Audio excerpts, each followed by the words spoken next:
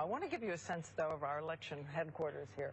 I want to show everybody what we have right now. Almost half of the voting. Senior advisor David Axelrod worked in the White House. And we know that the governor also has Lucky Milkshake. We've been spending a lot of time with these two candidates. And we're really up close and personal, David.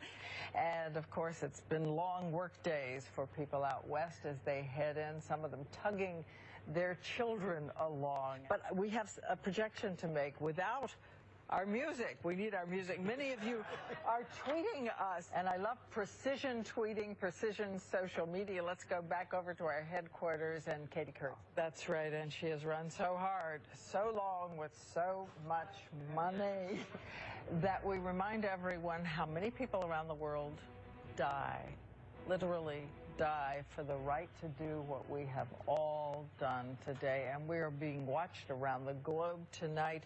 As we said earlier, countries from Mexico to Britain, from India to Brazil. China is watching every move. How many people have they designated to watch everything happening in this country tonight? And we got a wonderful tweet on Why Tonight Matters, because somebody says, my grandparents made sure I would always be free because the whole world is watching. I still remember the woman who went out and she was in labor and she went to the polls and then she went to the hospital. That is the degree of dedication out there to get to these polls, a kind of civics lesson. I do think it's always interesting to imagine being in each of those rooms right now and feeling the mood of the room, see if we can see it, see if we can hear it. I have a question I wanted to ask, by the way.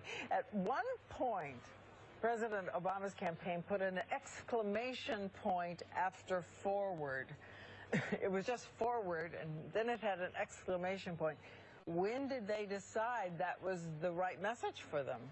And at the end of the day, as we're talking tonight, as these states start to come in, we may again be talking about the President Obama get out the vote machine. Are projecting the battleground state of Ohio for President Barack Obama.